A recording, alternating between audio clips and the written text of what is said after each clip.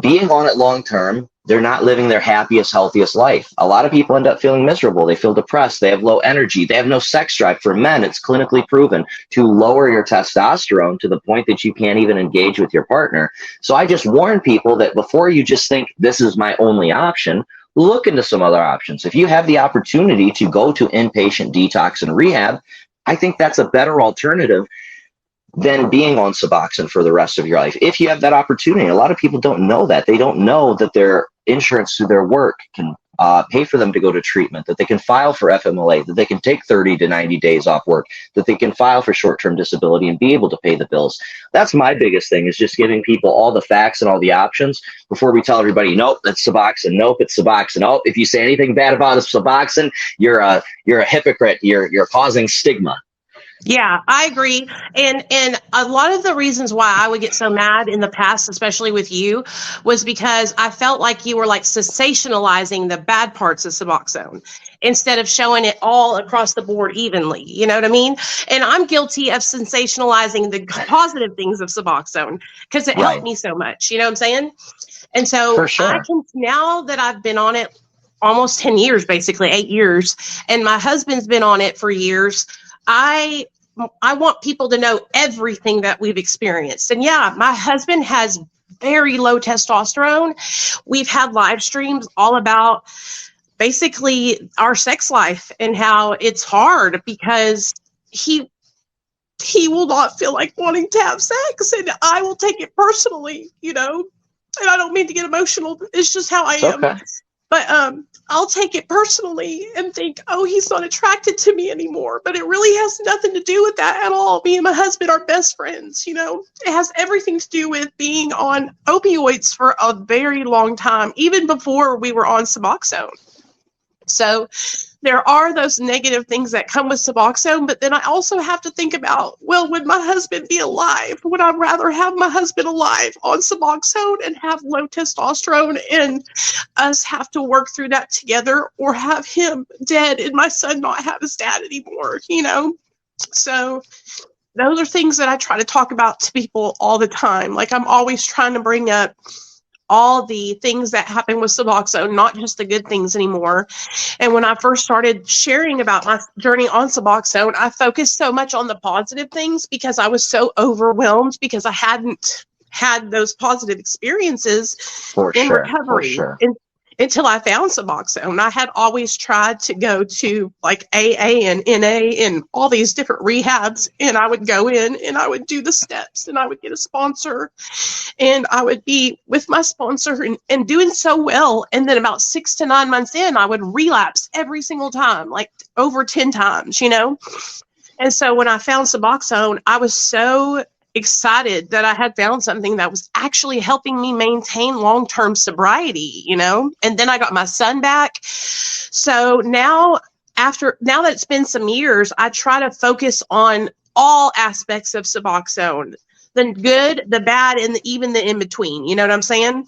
And I don't think that I don't think that everybody needs to even get on SUBOXONE. Like, I see a lot of the reasons why people get upset is that there are doctors who just put people on subs. Like, I have people who are reaching out to me and telling me, I've never used opiates, and my doctor put me on SUBOXONE for meth addiction. And I'm like, what? You know, like, I believe that it's unethical to just give people SUBOXONE for every addiction and not work with them and try to find something different that could help them, you know, because I feel like in some situations, and I feel like this is just how it is with a lot of medications.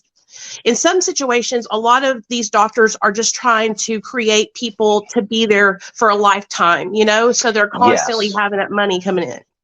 And well, I'm glad that you can mention that as well too, and we've got a couple things to touch on. First of all, I think this is a perfect example why debates or conversations like these are so important, because in today's world of reels or TikToks, everything's sensationalized. You have to sensationalize it in order to get somebody to watch it, to capture their attention in 30 seconds or less, right? But it doesn't really tell the full story. Podcasts and things like this are where you tell the full story. So that's what we're able to do today. And, you know, me and you have talked some. We ended up agreeing on a lot more than we disagreed on when it came to this topic. The first thing that I'll say is this: is your story with your husband, both the positive and the negative side, is exactly what I was trying to talk to people about SUBOXONE with. Is I get a lot of these stories of husbands or wives talking about how, you know, their partner takes it personally because they have no sex drive, that they feel like they don't have energy. Some people say they feel like they can't have feelings. Now, is that better than them being dead? Well, certainly, of course. So we have to weigh that in there too. But 99% of these people that are telling me this tell me they had no idea this was a possible side effect. And if they would have known it was a possible side effect, either A, they would have tapered down much sooner within the first 3 months, or B, they would have just went to inpatient treatment. And that's the story that I'm trying to get out there. That's the information I'm trying to get out there, is if you stay on it long term, you're almost always going to have some types of side effects long term. And I tell people just like this: it's like any opiate. If you're on an opiate for years and years, you're going to have side effects. SUBOXONE is no different. It's just a less harmful opiate as opposed to, you know, say heroin or something, right? But think of it. If you were on heroin for 3 years, do you think you're going to have much of a sex drive? Do you think you're going to have a lot of energy? Do you think your testosterone is going to be low? Well, yes, of course. Like, those are all going to be true. Just the difference with SUBOXONE is, you know, you're not going to get abscesses. You're not going to overdose. You're going to have less cravings, all those positives that come alongside with it.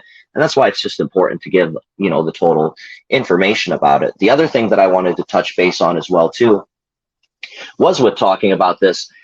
I think how you said that you would sensationalize the positives of SUBOXONE, and you felt I sensationalized the negatives of it. Again, some of that comes into TikTok culture, real culture, but it also comes into recovery culture. And I'm hoping you and I can bridge the gap here. Is there's the traditional 12-step crowd that says any mood or mind-altering substance you take, you're not clean, you're not in recovery. I call bullshit on that, because first of all, coffee and cigarettes are both mood and mind altering substances. I promise you, any of these old timers, you make them stop smoking coffee and cigarettes for 3 days, they're going to be grumpy, they're going to be restless, irritable, and discontent. And on day 3, if they smoke a cigarette and drink a coffee, their mood's going to change. Their mood is going to be altered. They're going to feel a buzz. So that's BS right there. You know? I know old timers, Richie, that are they're getting 40-year chips. And they're prescribed Xanax for their anxiety, and they got chronic pain. But because they're alcoholics, it doesn't matter. Nobody says something about it.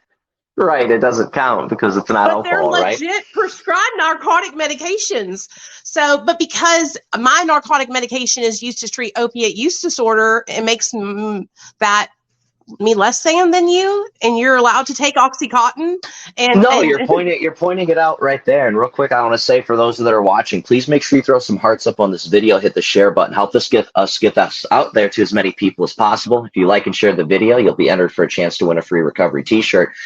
But with that being said, with like kind of the stigma behind it, I get why so many creators online are so passionate about, hey, you can't say anything negative about SUBOXONE. If you criticize SUBOXONE, you're fear-mongering, you're creating stigma, you're driving people away from it. I get that, because there was this extreme reaction before that if you take SUBOXONE, you're not clean and you're not in recovery, which I don't agree with. I think we can find the truth somewhere in the middle, where we can say, hey, if SUBOXONE works for you, you're taking it as prescribed, you're in recovery in my book. But we can also talk about the negatives and the side effects that come along with it. Right, I absolutely agree. And I even believe that people who are on chronic pain medication and they take their chronic pain medication as prescribed, and they're doing it the way the doctor told them to do it. And they used to smoke crack and shoot heroin, but now they have chronic pain. They broke their back. They have to get on hydros, and they're taking their medication as prescribed, and they're in recovery. I believe that they're in recovery also. I don't believe recovery has anything to do with the substances that you put into your body, and everything to do with the work that you're doing on the inside to be a better person, to change the way you treat yourself and the way that you treat other people. You know, because I feel like when we were in active addiction, we treated ourselves poorly. We treated other people that were around us poorly, and we didn't have any impulse control. We were focused on just me. And now that we're in recovery, we try to focus on helping others and controlling impulses. So I feel like we focus a lot on substances that we use, but I feel like recovery is more than just about substances. It's about, being better on the inside. That's what I think. I agree 100%. recovery is really about the inner work that you do on the inside. And there's always an exception to the rule. There's some people that use marijuana as a medication and are in recovery and have great recoveries. Now, with that being said, there's a lot of people that started smoking weed and it led them back out. There's some people in recovery that have a drink on occasion, that their primary drug of choice was crack, coke, or heroin, and they do just fine. But that's also very, very rare. I have to stress that. That's very rare, and it probably doesn't apply to yourself. That doesn't mean I'm going to ostracize them, though. One thing I wanted to do too, and then we'll get back to this discussion, was just read a couple comments from people, both good and bad, about SUBOXONE on here. Hold on, let me say something to this girl, Trisha. Trisha, ask your doctor to put you on SUBLOCADE, and then you can take the shot a couple times, and then you can get off that, and you can be free from the SUBOXONE. That's what I see so many people doing that are on SUBOXONE and don't want to take it anymore. They get on this shot, the SUBLOCADE shot, which is buprenorphine injection once a month. They take it a couple times, and then it leaves their body slowly over like a year's period. And it's amazing the people that I have seen who have been 10 years, 15 years SUBOXONE patients who have been able to get that SUBLOCADE shot and then be off of everything. So I do got to counter you. I do got to counter you there, Nikki, because I have gotten quite a few messages from people that are on the SUBLOCADE shot that also are experiencing the same problem with the withdrawals. Now, with that being said, if you could only get off SUBOXONE with either doing a SUBOXONE taper or using the SUBLOCADE, I think SUBLOCADE, you're going to be more successful because you're not in control of the dosage. Yeah. It's your doctor can control the dosage. But with that being said, I have to warn people. I've gotten a lot of messages from people that were told by their doctor, oh, you take the SUBLOCADE shot, there's no withdrawal. And they're like, oh, there's a withdrawal. I'm feeling like garbage. So I do got to warn people there.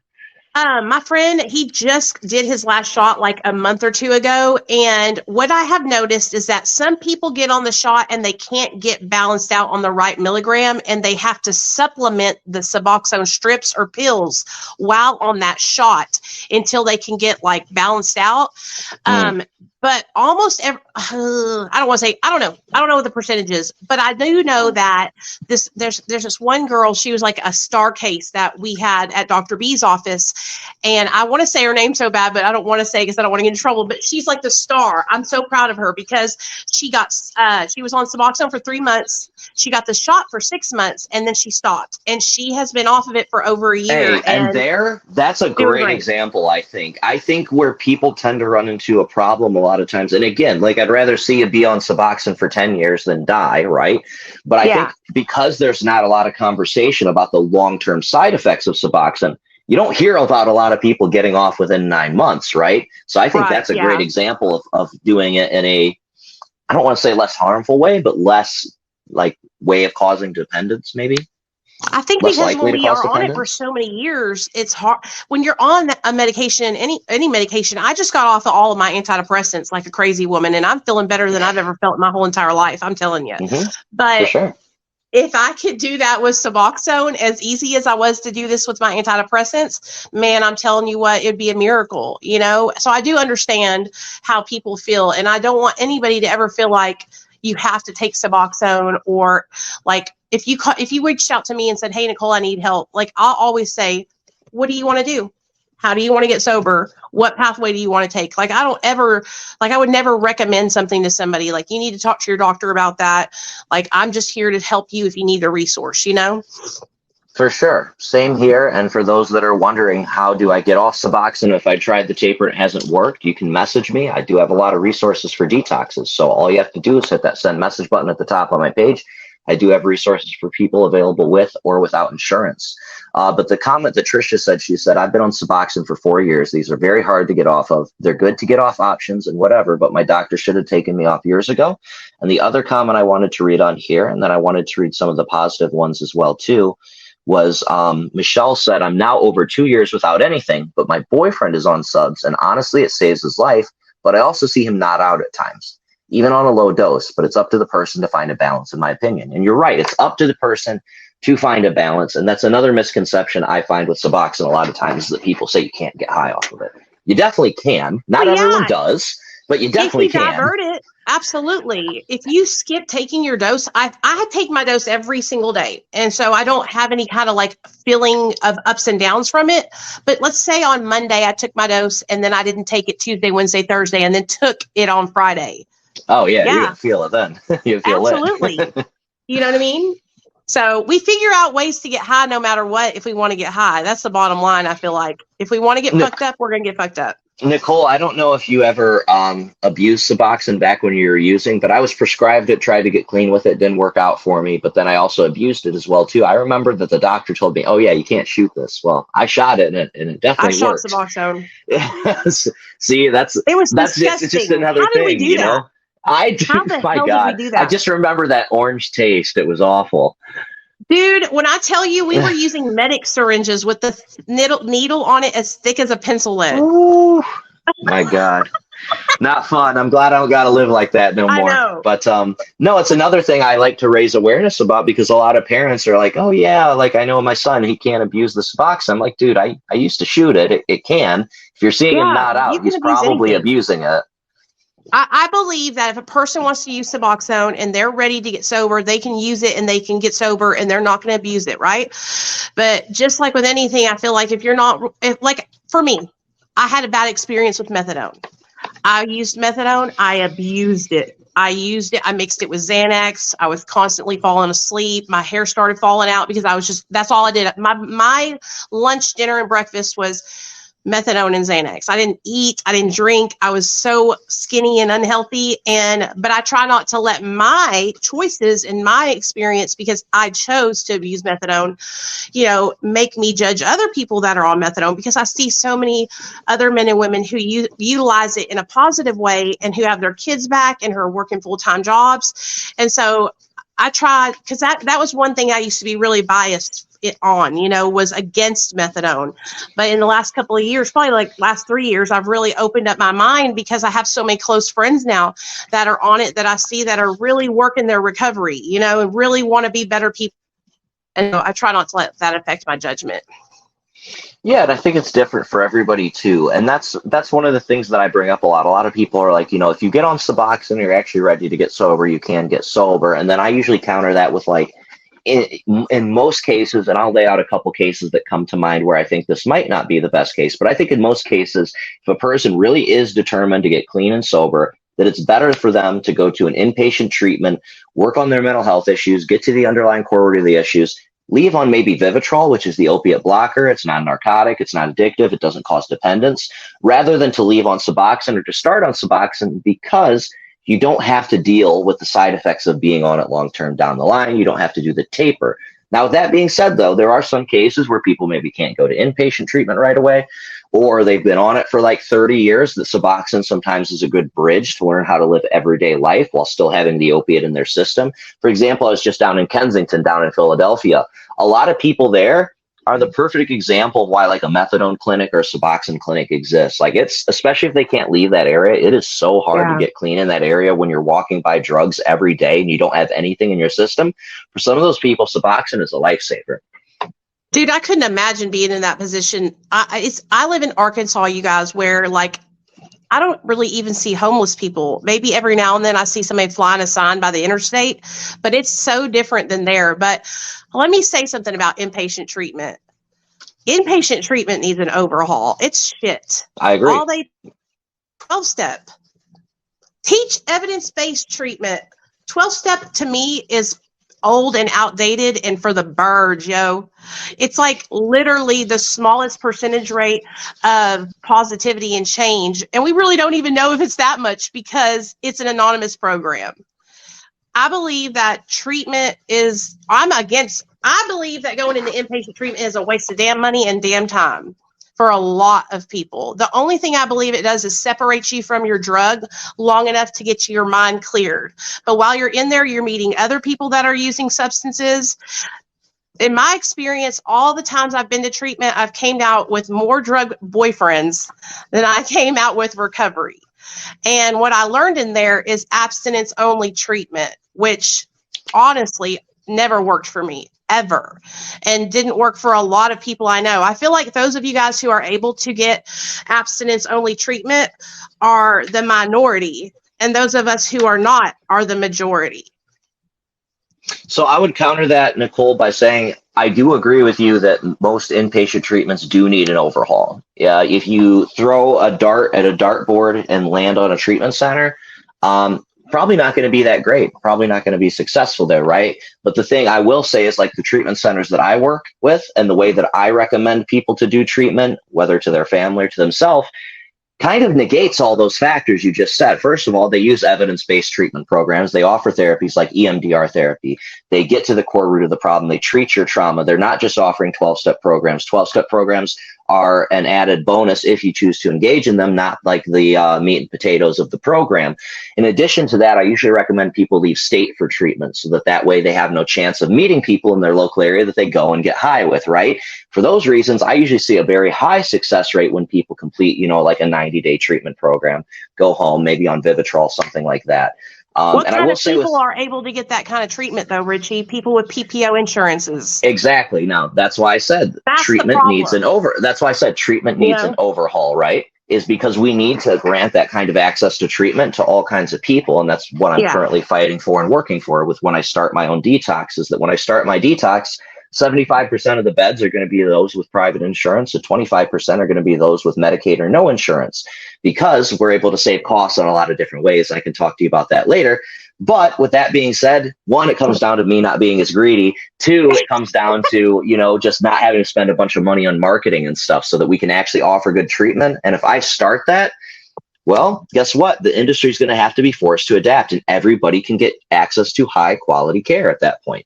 That's, I think, the problem is that there's not access for people because think about the people who really need those kind of treatments are people who are just destitute. Don't have the money, don't have the insurance. Yeah. Like me, I was a mom who had just had my son.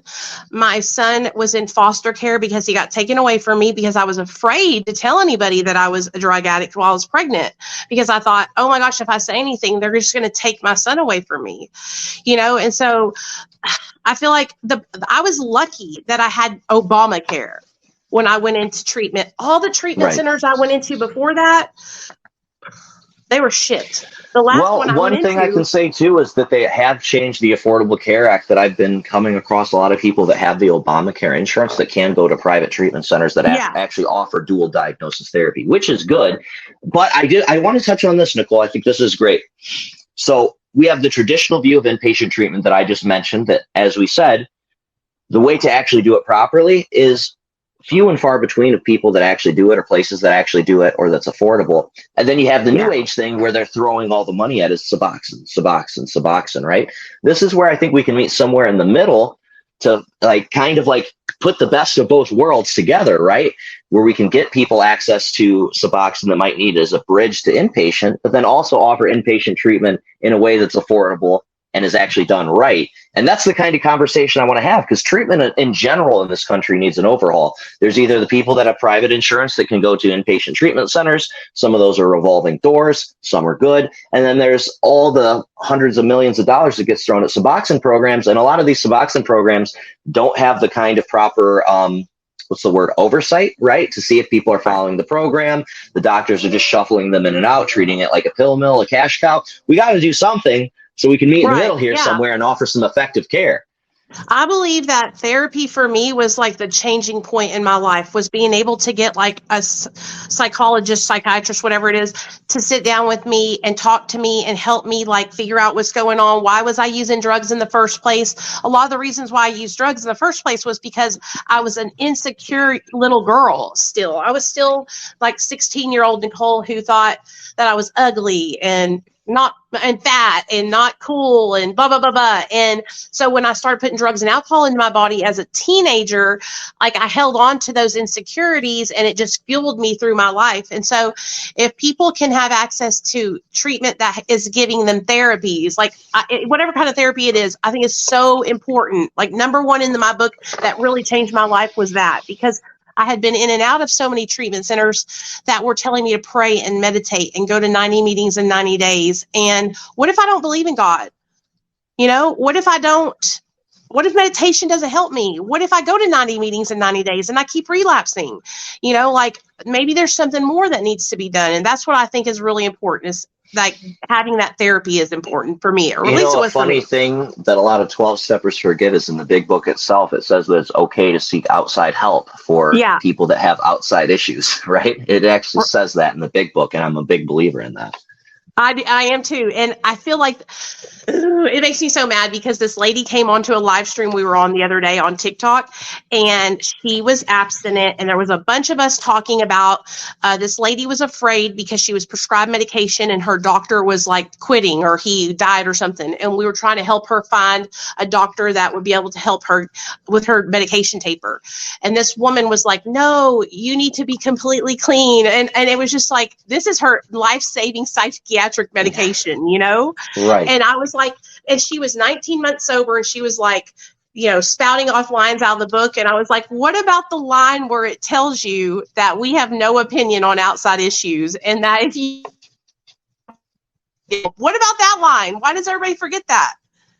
No, I agree 100%. And like I said, I think I'm right there with you that I don't think we should stigmatize people that come into a 12-step meeting that are on Suboxone. I think we should welcome them with open arms and ask if they need a sponsor, you know, rather than like, get out of here. You're not clean. Well, that's not going to help nobody. It's the worst experience to have to go somewhere where you're looking for support from your peers and to be turned away. Believe me, a lot of you guys who are watching this right now have had that experience too. And really, we're only looking for support. We're only looking, like, what do we always, we wanted acceptance. We want validation. We want to be, we want to fit in with everybody. And then when you're being told, oh, well, you're on Suboxone, you're on methadone, you don't fit in here. You don't even fit in with us junkies and addicts. Sorry, you can't hang out with us. Like, what? That's the worst. That's the worst feeling. And that's why we all need to not judge each other, come together, support each other, love each other, and accept people where they're at, because pushing our own beliefs on each other doesn't help anybody. I used to make the biggest mistake in the world and push my beliefs on people unknowingly because I was passionate about it. And I've learned a lot over the years on social media and made a lot of mistakes, but I would much rather be open-minded and let people know that no matter what, I'm not going to judge them, you know? Michael Poindexter said Suboxone saved my life and does today. Congratulations, Michael. We're very proud of your recovery. Guys, throw some hearts up for Michael. Yeah, and that's the funny thing. Like, it was so funny because for those that don't know the backstory, I mean, Nicole, like, we used to not like each other very much. Like, I was making my videos warning people about the side effects of Suboxone, and she was stitching every single video. Like, this guy's horrible. You know, you're talking about. Like, one day I just called her up. And I was like, hey, like, I feel like we should talk. And like within 5 minutes, we were laughing, joking, like, oh, you're not so bad. I mean, you know, I think that a lot of times online, people gravitate onto things like, because you're passionate about helping people find inpatient treatment. People want to say, oh, that's all Richie Weber cares about is like literally 2 days ago, people were calling me a body broker online. I do not put people into rehab. That's not what I do, you know, and even if I did, I'm not getting paid to do it. You know what I mean? And so it's just like, you guys don't understand how the things that you can say can really affect somebody when we're just trying to help people because we actually enjoy helping people. Like, it's our passion. For sure. And most people are positive with it, but you're always going to have a couple trolls, which is unfortunate because sometimes you see somebody leave a comment like on your page or something, like, oh, Nicole's a body broker. Well, like, what if somebody was about to get help, doesn't reach out to Nicole because they think she's a body broker, which she's not, by the way. And then they go out and die. It's like, okay. And then I always say to people too, okay, like, if you don't like how we're doing it, like, what are you doing to fix the problem? Please step in, take over. Please step in. We could use all the help we could get. We got so many phone calls. There's barely enough hours in the day. I did want to touch on this too before I forgot. Therapy. You said being on Suboxone. You mentioned something I think is very important to mention about the Suboxone is that it's not a magic bullet by itself. That the therapy while on Suboxone was a huge part of recovery for you. How often were you going to therapy? You know, when you first got on Suboxone. When I first got on Suboxone, I went every 2 weeks. So I went twice a month. Okay. And my clinic was strict, you guys. I had to do 2 therapies with a one-on-one counselor. And then we had to do groups. Once a week, we had to come in and do a group. Like, so we got all of us that are on Suboxone and the doctor. And he's teaching us about this, that, and the third. And this doctor was actually my doctor in treatment. And I used to hate his guts because he told me about myself. He said, oh, you mean your best friend called CPS on you and saved you and your baby's life? And I was like, you know what I mean? Because I was mad at my best friend for doing that to me, you know? But we had to do those groups weekly. Then what you would do is you would like graduate up to a next status. As long as you were passing your drug test, attending your groups and doing your therapies, you would go up to the next stage. And you just keep graduating until the final stage, which is where they have you on a quarterly. So you come in every 90 days to see the doctor. And you can still do your therapies, but it's once a month therapy. So it's the program at UAMS here in Little Rock, and it's a really good program because I feel like they really hammer down like you have an outside support, either it be in MARA, AA, or NA, all that kind of stuff too. So that's an example that I'll hit back at you, and I'm glad it worked for you. But in my opinion, let's say somebody has the option to do inpatient or SUBOXONE treatment. They're very motivated either way. I think a huge benefit of inpatient is, as opposed to one therapy session every 2 weeks, you're doing, 5-6 therapy sessions every day, and you just can't get that much attention and work done in a short period of time outside of inpatient treatment. Yeah, I do. I just feel like for me, inpatient was so distracting also because of the other people that are there. And because I'm a social butterfly, and I know a lot of us are like that. So I would get distracted by the other clients and other people that I have in there. That's why I do better in a more like SUBOXONE one-on-one situation, because I had that time with my counselor or therapist, and I'm not like going back into a crowd or the, sleeping in my cabin where the other girls at, where we're staying up late at night talking about the boys who are cute on the other side or whatever, because that's what I would do. Right. No, I can definitely see that. But again, I'd go to like, okay, in this case, they're both very serious and motivated, because if you're serious and motivated, you won't let that kind of stuff distract you usually. But I can see your point, though. And I am really glad that it worked out for you. You've helped so many people. And I'll go on record to say this, like, despite us having issues in the past, I would still be like, yeah, but she's actually out here helping people. Like, we may have differing opinions, but she has. Like, I've seen many comments. I've gotten messages from people that I don't even know that talk about how you've been able to help them. And I think it's incredible. So thank you for that. And I feel the same way about you too, Richie. And when I don't have an option for somebody, I trust Richie enough to say, hey, this is my friend, they need help. And I send him their information, or them his information. And I don't really do that with a lot of people because I don't really trust to send people to another person. You know what I mean? Because I don't ever want to put anybody in harm's way or get them put somewhere where they don't feel safe. You know what I'm saying? And so I feel the same way about you. Like, I trust you to give people over to you and say, hey, can you help me find this person inpatient treatment? Because I really don't have a lot of inpatient treatment options that I know of that I trust to put people over to. You know what I mean?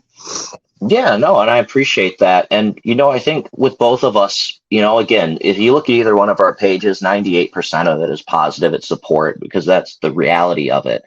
The 2% of trolls that come out there, I think that they come from a place of like, there are some bad people that work in the treatment space, whether that's in inpatient treatment with body brokers or the SUBOXONE mills that are now online. There really are online SUBOXONE mills that you can just sign up for SUBOXONE, you get it, no oversight, nothing, and they just don't care about the patient. Both of those exist. And I think sometimes they see an online personality like, well, that must be one of them, but that's not. You guys can read the comments and see the vast majority of them are positive. They'll have personal testimonies of people saying like, hey, like, Richie saved my life. Richie talked to my son. Richie did that. Nicole did this. Nicole did that. You'll see it. So just do a little bit of research and go with who you feel comfortable with. Yeah. I think that's the most important thing you can do in any situation when you're looking for help for yourself or a loved one, is to do your research. Look up the reviews, see what the people are saying online about this treatment center or this therapist or that SUBOXONE clinic or whatever. Ask people that that have used that service before. How was your experience? Did they treat you well? Was there aftercare? Was there a plan of action for when you got off SUBOXONE or when you left the treatment center? I think that's really important. It definitely is. And that's why, I've been doing this, like 7 years now? It's crazy. I'm about to be 9 years sober come November. But that's why for the last 6-7 years, I traveled the country where I speak places. I've visited hundreds and hundreds of different inpatient centers to find out how they operate. And I keep in touch with all of my patients that I help into different treatment centers and ask them about their experience. And if they message me and tell me an experience was bad, I'm following up, figuring out what went wrong. I'm talking to the staff. Was this a one-time incident that happened? Are they going to change? Are they not? And if it's a pattern of behavior, I'm not going to recommend people go there anymore. And there's been centers that cut off in the past because sometimes centers come under new management and then they just don't care about the patients. So that's why I always try to stay up to date. It is. There's a lot to keep up with. How much hard work goes into following the person after they get out of treatment, following the person after they get on their SUBOXONE treatment. Like, this is people that I know you probably have the same experience. I have been with some of my people have been with me, I say, for 4 years because they got sober starting out with me, and we're still going on the journey together, and they still touch base with me. You know what I mean? It's not like we're just like, oh, see you later. Bye. You're sober now. We don't need to talk to you ever again. Bye. Yeah, no. that's why I had to freaking grow my team, because like doing this for like 6-7 years now, I think I have like over 800 numbers of people I've personally talked to and helped into treatment at one point in time. And I'm not just saying I answered a message, sent some resource. I'm saying like I talked to them on the phone. And that's a lot of people to keep track of. You know, that's a lot of, especially around like Christmas and stuff. I'm getting all these messages, Richie, this, oh, thank you for that. Thank you for that. Or, oh, we need to help him again. And I mean, I feel blessed, but it's also a lot to keep track of. So I'm very blessed for the team that I have now to help me just talk to people. You know, I have a person that specifically will call people if they have no insurance or have no Medicaid and have no options and don't know what to do, and they have a loved one that's being enabled. They don't know how to set boundaries, and I'm out filming or doing something else. I have a person that specifically talks to those people. It's taken me a long time to get there. Yeah, you have to. You're paying people now to work with you, and that's a big responsibility also, because you have people that their livelihood now depends on you to keep it together. You know what I mean? Like, that's a lot of pressure. Sometimes I don't think people realize it's a lot of pressure when you start helping other people. It really is. It is. You know, it goes really deep, not just the people that you're trying to help, but like you said, you know, I have a team of people now that their livelihood depends on me, and not getting depressed and being lazy and everything else, you know. So that's why I always got to be on top of my game with my mental health and eating decent and all the other things that helps me to not want to not take a shower for 3 days or lay in bed for 3 days, because I'm prone to that. I'm not on an antidepressant, but I'm prone to it. I call it my crash and burn, or my ghosting.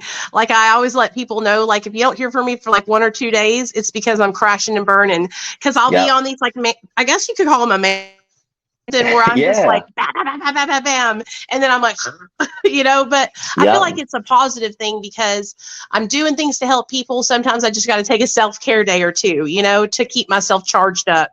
But at the end of the day, like, I love helping people, and I know you love helping people. And whether a person is utilizing AA or NA or residential treatment or outpatient or MAT, like, as long as you're doing that as long as you're doing something to change your situation and get yourself out of the bad situation that you were in, I am for all positive change. You know what I mean? I even support plant medicine, and I used to not do that. I used to be totally against it, but I try to support everybody where they're at, no matter what. I do too, and I just wanted to take a second to say that if you could, please throw some hearts up on the video and hit that share button. If you do, you'll be entered for a chance to win a free recovery t-shirt. Nicole, remind me, I'll ship you one for free as well too, if you'd like. You better. I got you.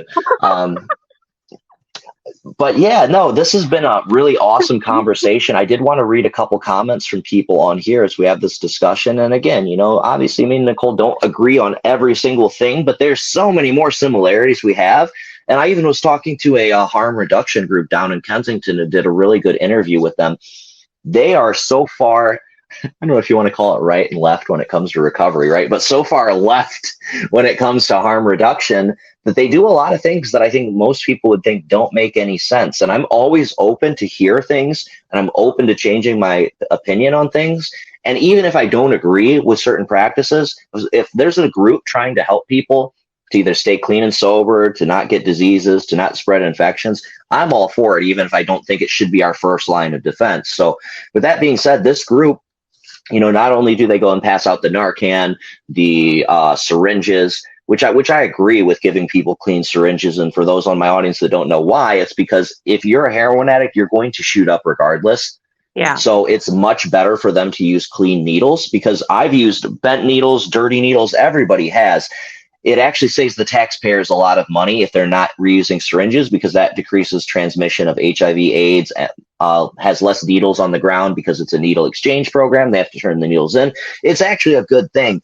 But they actually even hand out free crack pipes. And at first I'm like, what are you doing handing out free crack pipes? Like, why are you spending money on that when you can spend money on Narcan? Like, that doesn't make sense. Like, dude, you can make a crack pipe out of anything, right? Right. But how they explained it was the reason they hand out the free crack pipes is, one, it does reduce transmission of disease and other bad things that can come from foil and stuff. And I get that, but that's a small part of it. Just keeping it real. There's not a lot of diseases you get from sharing crack pipes, much different than smoking cigarettes with people. And I pass my cigarettes with the homeless people, so maybe I shouldn't do that, but I'm right there with them, right? Yeah.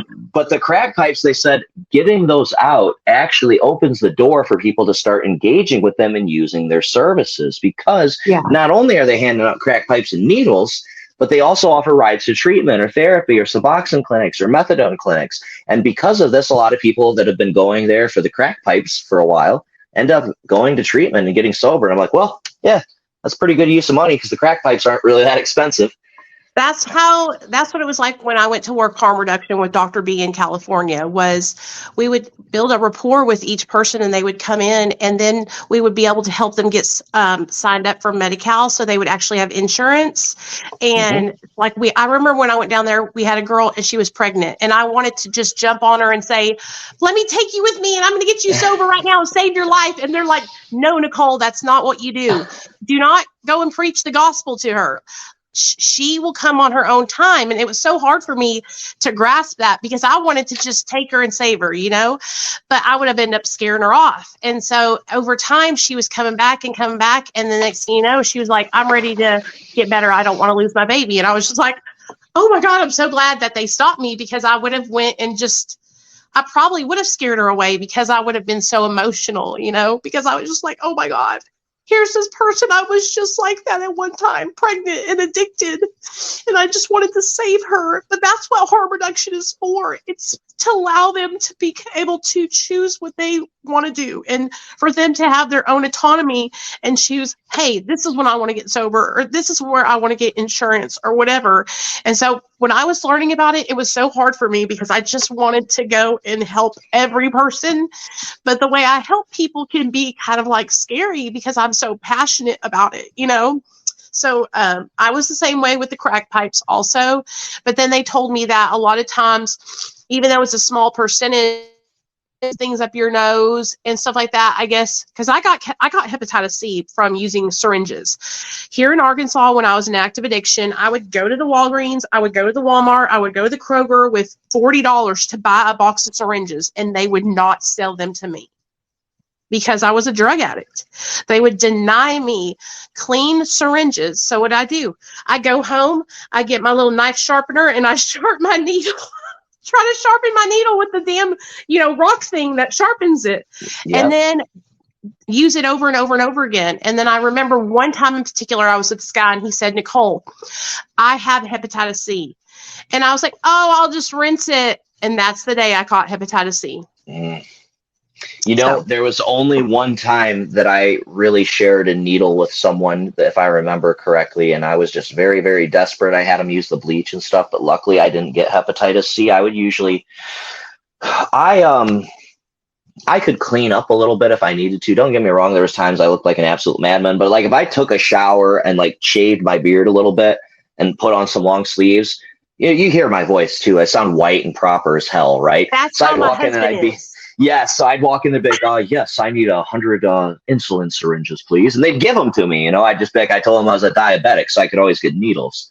That's exactly how my husband is. I'm telling you, we're getting pulled over in his truck, and we got rocks of crack in our pocket. I'm looking like, and he's fucking out of the car, talking to the cop, chatting, walking around the car, gets back in, and the cop's like, all right, buddy, see you later. And I'm like, yeah. What the hell just happened? Yep. That was how I was too, if I wasn't too out of my mind. Now, when I was on bath salts and stuff, I couldn't talk my way out of a wet paper bag. But if I wasn't on bath salts, I could usually do some talking. I couldn't. I was so psycho, you guys. Like, I would immediately, after like 2 days, be in psychosis. Nicole, I can't even imagine you being psychotic on drugs. Like, you seem like such a stable individual sober. Like, I can't imagine drugs having any effect on your personality. I'm psycho sober. And so my is like the whitest of white, y'all. He has red hair, he's white, he has green eyes, he's tall, he's preppy, everything. And he would literally get us out of every situation. I would have to hide because if the cops seen me, dude, it was game over. Because I'm like, yeah, I believe it. I mean, don't get me wrong, dude. I have 5 felonies, so like I would just get to the point I'd be up too long, and I just do stupid things like lock myself in bathrooms or run around we town. can laugh like, think about of it the cops now, were though, chasing you me. know? That is the good thing. We can laugh about that stuff now, now that Yeah. we've been through it, which is great. Alicia said, Nicole, that's amazing and how passionate you are. Thank you for being here tonight. Thank you. I appreciate y'all, for real. Thanks for being nice to me. Nicole, I did want to bring up a point when we were talking about the harm reduction and going out there and helping people. And I see that argument even more now. And I fully support like the harm reduction organizations as long as they have resources available to offer people long-term treatment. There's some I've seen that are super extreme that like just won't ever bring it up ever. I think that's a little bit too much. I like the idea of harm reduction being like a bridge to getting people towards inpatient treatment services or Suboxone or methadone or something else, right? I think that's great. I support that. I even donated money to one recently, and I think it's great what they're doing at the very least, even if they're not trying to get them into inpatient. It's awesome that they're helping people die less. It's awesome that they're helping them not get HIV and stuff, right? But like you were mentioning about not scaring them away, I've seen that even more now with the filming I've been doing with my documentary. Dude, it's been incredible.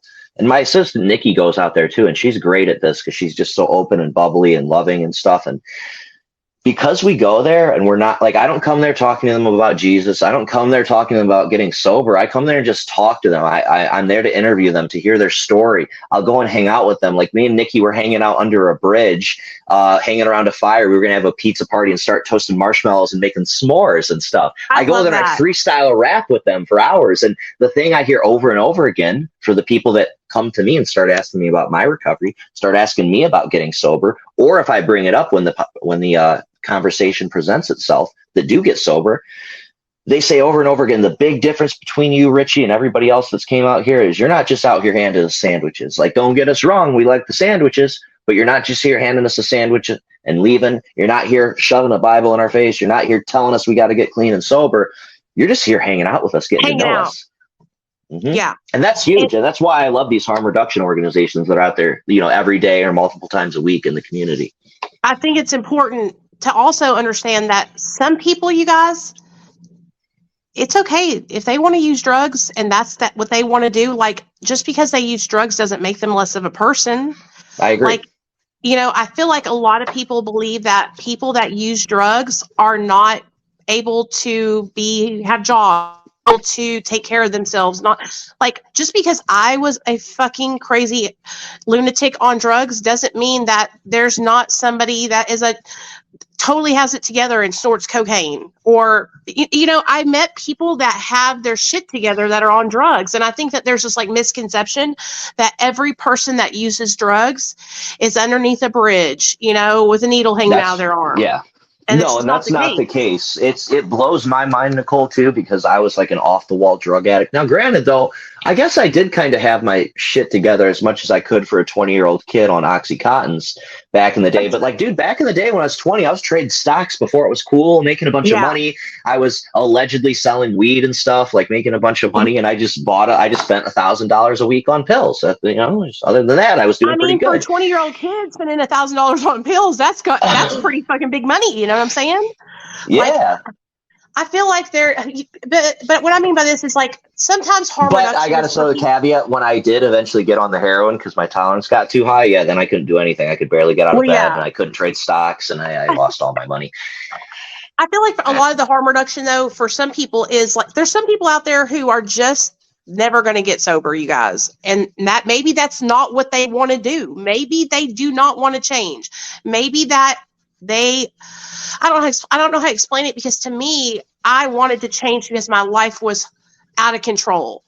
But I believe that some people are comfortable where they're at, and maybe they don't look at it as being out of control. Maybe they're comfortable in that situation and don't want to make a change. And so so for the harm reduction, for being able to get people's clean syringes, being able to get people access to state insurance, so that way if they need to go get abscesses stitched up, cleaned out and stuff, they don't have to go in the ER and do all that kind of stuff, because those people are going to use, and they're going to use no matter what, you know? So this is a topic we can touch on. If you need to go anytime soon, let me know. We can wrap it up.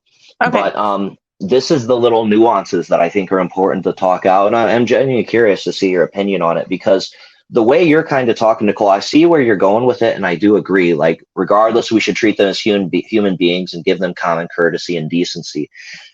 My thing that I have with like the harm reduction stuff, if you get super on the far left of it, if you want to use the political spectrum again, right, is like, I'm not a fan of taking away millions of dollars that could be spent on inpatient rehab or free therapy and putting that towards free heroin or free injection sites where they like literally give you heroin, right? That's the extreme end, right? I get the understanding. If there's unlimited money, it would kind of make sense so that people wouldn't get as sick and wouldn't die as much.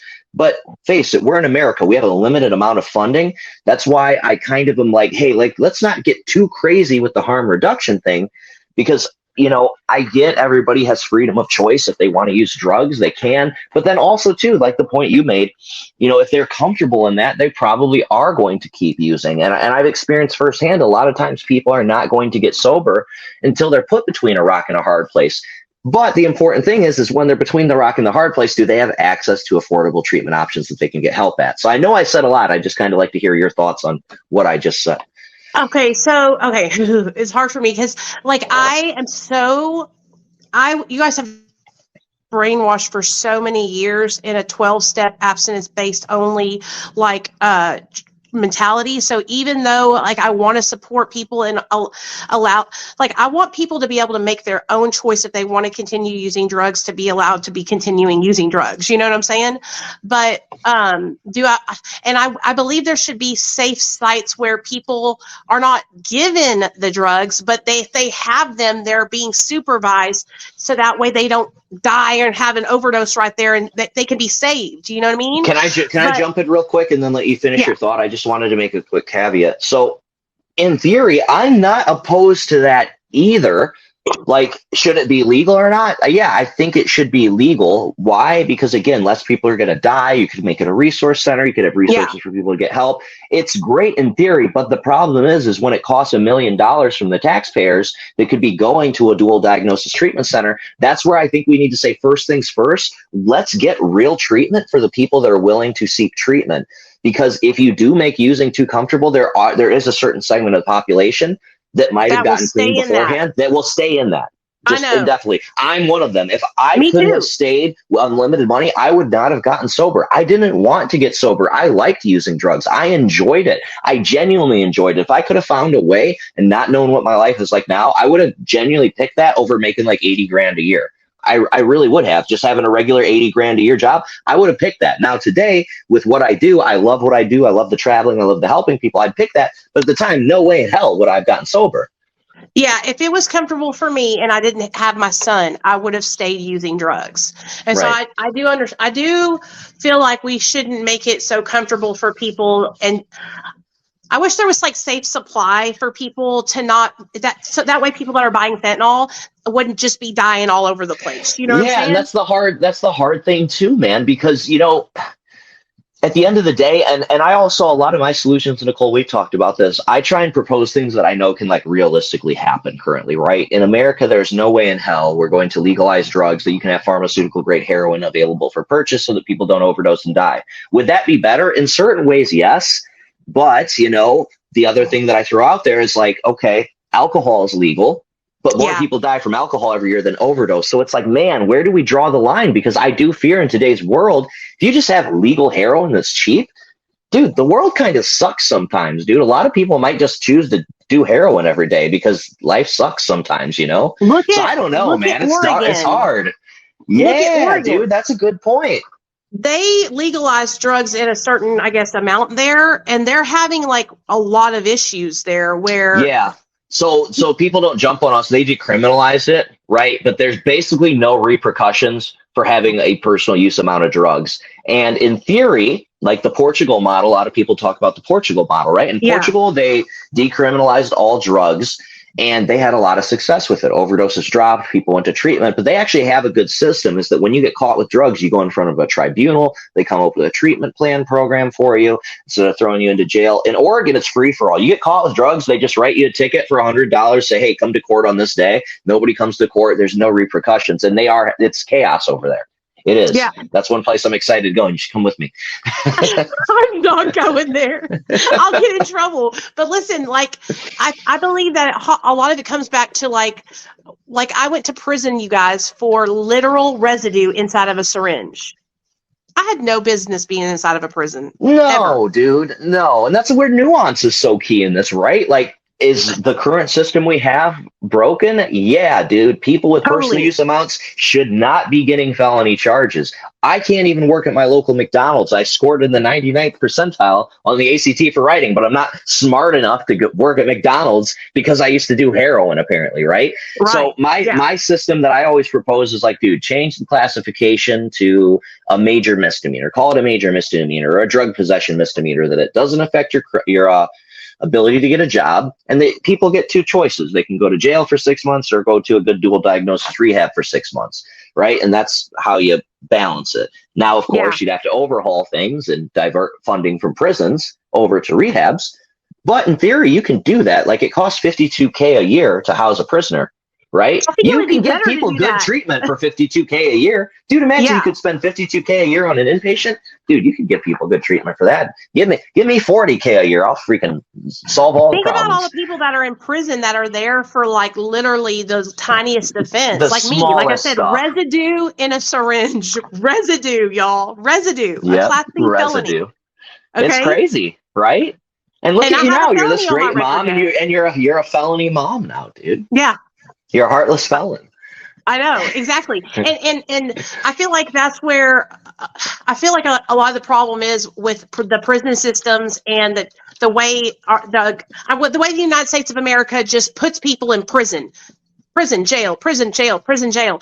Like, people, there's a mental health crisis. I don't even care about drugs. It's a mental health crisis. It is. With people are sick and they're hurting on the inside. And I also believe it has to do, I'm getting real technical on y'all real fast, with a breakdown of the family unit. Okay? We used to sit down to dinner with my mom and dad every night and eat dinner. Me and my two little sisters, and we would all eat dinner and we would talk about what our day was like that day. We would talk about what we were doing in school. And I feel like now that's not happening anymore. A lot of moms had to go out of the home to start helping husbands make money for us to all live. And so there's nobody at home with kids. You know, they're at home, they're on their cell phones, they're on their tablets, they're on their Oculuses. And so when you have all these kids that don't have any direction from their families to help them, then they're turning to drugs to get that. And you got to throw out there too, like the two working parent households, and there's a lot of single parent households too, and statistics are clear that a single parent household, like every statistic that you don't want for your kid is like 10x for that, right? And it's not the single mom's fault by any means. I was raised by a single mom, right? And my grandparents. But I can tell you, not having a dad definitely had a freaking effect on my life, right? Like a negative effect. And what do we do about that? You know, so we obviously have the system that's set up that, you know, even with the two parent households where they work, dude, a lot of times the parents come home, they're so tired from working. They're just like, hey, dude, just play with your tablet, dude. Like, you know, that there's no like structure of that. Well, there you go. You know, like it's hard, you know, and I think that's where, you know, we need to come together as a community, right? You know, ancestrally, we all came up in villages. Everybody helped each other. Like, since we don't have the ability to have like the traditional nuclear family, we need to have more community programs, more youth programs. And another thing that I want to implement too is like, you know, the concept of one addict helping another addict. Yep.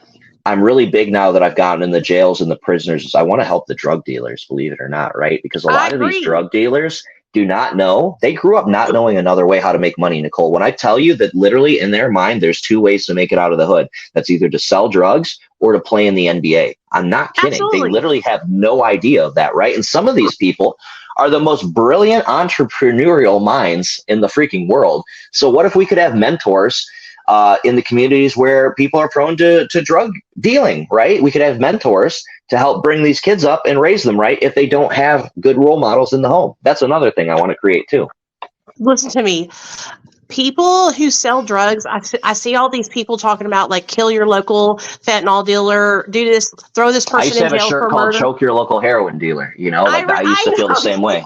I used to feel the same And way. it's like those people, they grew up in the hood, right, where they, you know, didn't think there was any other way to get out. And a lot of it has to do with race and the certain areas where white people are given the better opportunities. It just is what it is. It's been like that for a really long It's just time. systemic poverty in those areas, you know, white, Yes. black, or Latino. In those areas, all races are much more likely to commit crime. And, you know, a lot of them have single parent households. You're right. And I think they're just as much of a victim of the system as we are. And I've been talking about this more. And since I've been doing that too, like a lot of people are like, oh, aren't you afraid of the dealers coming after you or giving you a problem? Dude, any dealer that I've talked to, I just tell them that too. And they're like, yeah, dude, you're right. Because when they ask what's your documentary about, I say it's about addiction, homelessness, mental health, and the prison system and the broken system that we live in. And then I'll go on and talk about how, you know, a lot of people in poverty are basically forced to sell drugs if they want to have any kind of like a life beyond food stamps. Yeah. Have you ever gone into a neighborhood and like I'm sure I saw that, I seen one video, you sent it to me. I don't know if you ever put it up or not. Following you guys and Yeah, you were that's the Baltimore in Maryland? one. Baltimore, yeah. Okay. Yeah. And do they ever like come up to you and be like, you need to get out of our hood or we're going to kick your ass or something like that? Or you just, I mean, No, I would just go I up to them and talk to them. I haven't had anything like that yet. The only thing that I've had was when I was in Kensington, there was one person that was watching the block and he's like, hey, bro, just don't film down here right now because I'm watching the block. But he was respectful and he came and interviewed with me himself after, which was actually really cool. I think that's so, I mean, I would just be going around talking to everybody. That's just what I have always been like. That's you know, what I do. That's why I think you'd be great at doing it. Like you look at Nikki too, like Nikki's great at it, dude. Like everybody loves her. And like, I think too, people just have a lot of respect for us. You'll hear them say it over and over again. They're like, dude, like we also see you're real. Like we can feel your energy. We can feel you're genuine. You're not doing this to make fun of us, take advantage of us. You just genuinely care. Like, look at you. You're down here at 3 a.m, sitting around this fire talking to us. I'm like, yeah, dude, because we love you guys. We don't know you yet, but we love you. We've been here. When I look at you under the bridge, I see myself. Therefore, I love you because I know your pain. I know your potential, and I want to bring you out of that. That's what we all have in common is the pain that we felt. And I think a lot of people, parents and loved ones who in their lives, I think a lot of people don't understand that a lot of the reasons why we use mine was because of my insecurity, which is basically my insecurity, my self-loathing of myself. And so using drugs gave me this like false sense of confidence. And I was more pretty. I was skinnier. I felt like I talked better when I was high. I loved getting high. The only reason I stopped using drugs is because my son was going to be taken away from me. And I loved my son more than I loved myself. You know what I'm saying? So I'd rather get sober and let my little boy have the most wonderful experience having his mom and his dad sober than to continue using drugs and have him potentially taken away from me forever. That's the only reason why I got sober. I love Phil, and they were working for me for a really long time. The only thing that stopped working was my brain. When I would do meth, I would go into psychosis. Yep, same here with the uppers. I did want to take one quick second and say, too, I'm about to give away the free T-shirts here. So if you'd like to be entered for a chance to win a free recovery T-shirt, all you got to do is like the video, share the video, and leave a comment down below. I'll be announcing the winners here shortly. So again, like, comment, and share. And as always, if you or someone you love are struggling with any drug or alcohol addiction, send me a message. I have access to detox, rehab, and other recovery resources available across the entire country. Available with or without insurance. I'm not one of these people that just ignore your message because you have no insurance. And even if you want to try SUBOXONE, guess who I got to hit up? Ding! Me. The SUBOXONE queen. I used to call myself the SUBOXONE queen, for real. What? Because I am. I love it. I She am the is. queen She of is the Suboxone. Suboxone queen. She's the queen. And I She's love the that queen. title, and I will gladly Yeah. wear it. Where's my You should fucking just crown? get an N8 with a crown over top of it, tattooed on you. Dude, this is what made me leave. Let me tell y'all a story real fast, and then I'll let you kick me out of here. I first joined Facebook after getting sober in 2016. And I joined Facebook right around the time of the Andrew Hanger lives, the James Sweezies, and them advocates, okay? Mm-hmm. They were all against Suboxone. Not Andrew, but all the rest of them. And I came and told my story in a Facebook group, and I got to the end of it, and I was getting on subs. And I guess they didn't know I was on subs. So they kicked me out of the group after my story and basically told me I had no business telling my story. I shouldn't even be sharing because I'm not sober, right? And I left Facebook crying. I was so disappointed. I was so hurt because I didn't even know it was like that. I had just gotten on subs. This is back in 2016, you know? And I went and made my YouTube channel, and I started finding a group of people that were like-minded, like me, and, you know, sharing about their experience and being on Suboxone. Man, when I'm telling you guys, they made memes about me with the damn Suboxone pills with the N8 on them as bars of soap. Saying like the Suds and me with a bar of soap shaped like a Suboxone pill. And well, see, that's what you just got to M&M it. You got to own it. Be like, screw you, I'm the Suboxone queen. You know? And that's what I did. And that's what I did. And that's where I went to YouTube. I built a following there, and then, you know, the rest is history or whatever. But at the very beginning, it was so hurtful. And I remember feeling so out of place and not accepted by the recovery community. And that's why I feel like it's really important, even for me. Like, I have become so open-minded, and I accept people. Like, I know there's people out there that use plant medicine, medical marijuana, and it saved their life. And I didn't understand that, you know? I couldn't, or kratom, and I couldn't do that because when I smoke, all I want to do is eat a whole platter of lasagna and vomit all night long. I cannot handle it. I get paranoid. I think the world's a matrix. So it's just like we just got to be loving and tolerant of each other no matter what, because everybody is in a different circumstance, you guys. Nobody's life is the same. And our little words of saying something like, you're not sober, you're not in recovery, it could be the difference between somebody going out and choosing recovery the next day and choosing to relapse and die. And I'm not putting relapse on nobody, but it does affect you, man. And it hurts. It's hurtful. Sure. You know, that's why you won't ever catch me telling nobody because I'm focusing on my recovery. I'm not worried about what you're doing for your recovery. I'm worried about how I'm going to stay alive till tomorrow.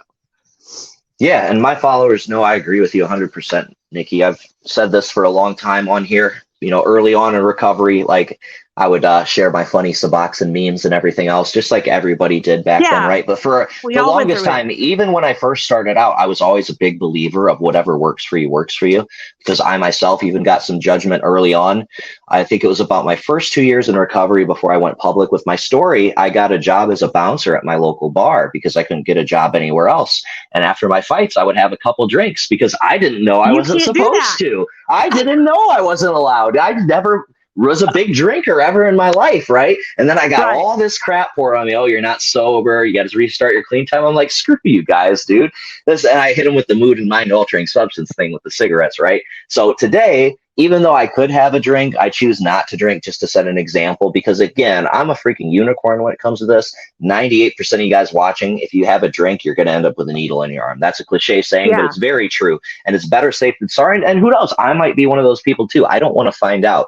Having a buzz from alcohol isn't worth it to me, or setting a bad example, so I don't drink. But I was right there with you from the beginning of, like, I know firsthand how hurtful that can be to have somebody say that your recovery is invalid just because of one thing that makes you different. So I've been on your side for a long time with that. And I'm always the first to correct my followers too and tell them, because you know how it is. Sometimes I'll get the big MAT advocates attacking me for, like, you know, talking about negative side effects and saying I'm causing fear and stigma. And then they'll attack them and say they're not sober. I'm like, listen, even if you don't think Suboxone is the best form of recovery or you don't agree with it, you catch way more flies with honey right? Exactly. You're not going to change their mind by telling them they're not sober and running them out of the meeting. If you really want to help them get quote unquote sober your way, which I think they are in recovery if they're on Suboxone, but if you really do, dude, be their sponsor and like support them and be there for them, right? Let them see how your recovery is. That's the best way we can advocate for any lifestyle, whether it's believing in Jesus, whether it's Suboxone, whether it's recovery, whether it's anything in life, is just living such a good life that other people want to be like us. Agreed. I 100% agree. I will do whatever it takes to help anybody, no matter what your pathway is, you guys. Like I said, if you choose to do abstinence, I'm there to support you 100% of the way. Just because I'm on subs doesn't mean everybody else needs to be on subs. And I think that is where it can get my message could get construed in the past because I was so passionate about Suboxone. So I want people to know that, everybody's different, and I want you to be choosing what's best for you. And just because it worked for me, it works for you. Amen. Well, dude, thank you so much for coming on here, dude. This was really awesome. I'm really glad we finally got to do this. I had fun. I thought I was going to cuss you out, but I guess I didn't want to today. Yeah. We only had a few cuss words go here and there. I was trying my hardest not to say any cuss word. You got bad mouth, so I hope y'all are proud of me. I think I dropped like 4 F-bombs, but I'm sorry about that. My followers know, like 99% of the time I don't cuss on here. The only times I slip is when I get back from filming in a place like Kensington, because when I'm around addicts, I'm going to talk like the addicts do, right? When in Rome, do as the Romans do, right? Like, so I was cussing left and right, and then I translated over here just a little bit. So I'll have to watch that a little more. I appreciate you for having me on, Richie, for real. And I appreciate you for opening up and realize, like, Richie reached out to me, and I hated Richie's guts. I don't think y'all understand. We'll have to show a video. So she was very mean to me. She said very mean things. I hated his guts, but he reached out to me on Instagram, and then we got to talking on the phone, and I was like, oh my God, you're not against Suboxone? And like I said, it really is the short form content that gets us all against each other, because we have to get your attention at the beginning of the video. So like, Suboxone is the worst withdrawal, and it's legal. It gets your attention, but then the rest of it is just totally on deaf ears, So thank you for reaching out to me, even though, it was a long time ago. We've been cool for a while, but I really appreciate that, for real. Yeah, no problem at all. You want to tell people where they can find you? Because I'm sure a lot of people are going to want to check out your stuff. So I got a TikTok. So I changed it from Real Talk Recovery to Discovering Nicole. The reason why I've been saying the wrong one this whole time. It's okay. It's okay. The reason I changed it from Real Talk Recovery, you guys, is because it was just like time to make a change. And so it's just Discovering Nicole, but you can find me. Just type in Nicole Pludre, and it will pull up on any platform that you're on, Nicole P or Discovering Nicole. And I just love you guys so much. And I really appreciate all of you guys letting me share my experience with Suboxone. And if you had a negative or a positive experience, it doesn't matter. I support you no matter what. Absolutely. Thank you so much for coming on, and we appreciate it.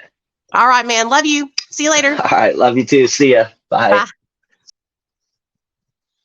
All right, guys, I'm going to announce the winner of the free t-shirt here in just a moment.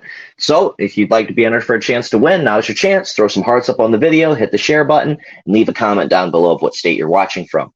I'd also like to close with the Lord's Prayer. If you join me for a moment of silence, followed by the Lord's Prayer. Our Father, who art in heaven, hallowed be thy name. Thy kingdom come, thy will be done, on earth as it is in heaven. Give us this day our daily bread, and forgive us our trespasses, as we forgive those who trespass against us. And lead us not into temptation, but deliver us from evil. For thine is the kingdom, the power, and the glory forever and ever. In the name of Jesus we pray. Amen. And that's another thing, too. If you guys don't pray,